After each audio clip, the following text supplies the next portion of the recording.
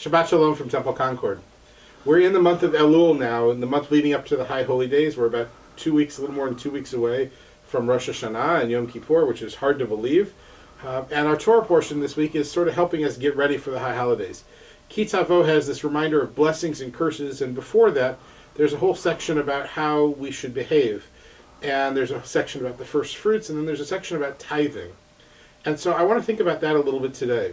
Our tradition was the one who invented this notion of tithing, of giving 10% of all that we have to charity.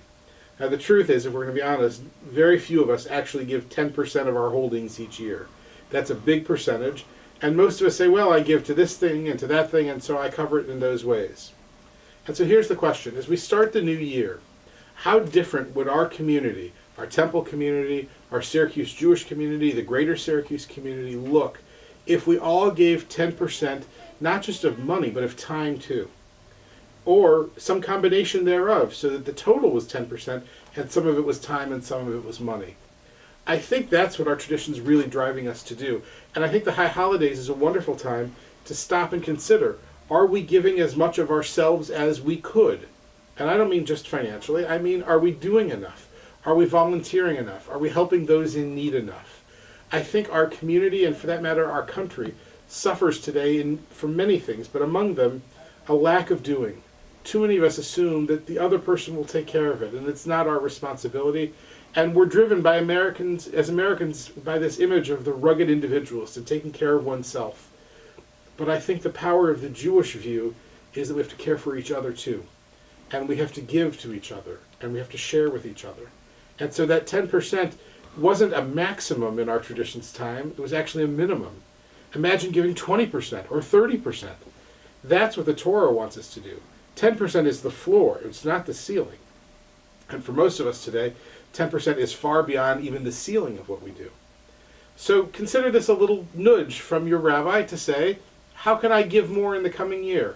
What can I do to help society, to help our community do better? What can I do to help myself? I think if we look for ways to give and we find ways to give, then in the end our world is enriched, and I think as the Torah teaches, we find more justice, we find more peace, and we find for ourselves a better world. Shabbat services Friday evening will be at 6 o'clock.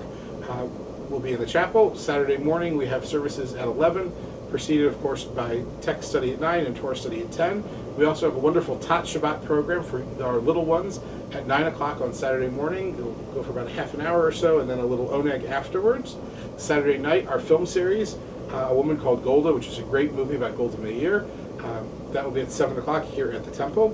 And next week, Sunday morning actually, our Sunday school kicks off for the year, and we have a blood drive and the Brotherhoods meeting and the Sisterhoods meeting. So there's going to be a lot of activity, a lot going on in the building. And Sunday afternoon is the Jewish Music and Cultural Series, so I hope you'll get a chance to go to that as well. And in the next week, we're going to be getting ready for High Holy Days. So very soon, you'll be receiving your High Holiday packet with tickets and with the new program book and all of those wonderful things. This is the new handy-dandy program book. You'll see it soon in your own hands. I hope you'll take a good look at it and mark down events and put them in your own calendar and plan to be with us. We've got a lot going on this year and lots of ways to give to others simply by reading through this and being a part of our community. For now, I wish you a Shabbat of giving, of sharing with others, of looking at that 10% not as a goal, but as a threshold to say, this is where I'm going to start, and let's see how much further I can get in the coming new year. Shabbat Shalom for now.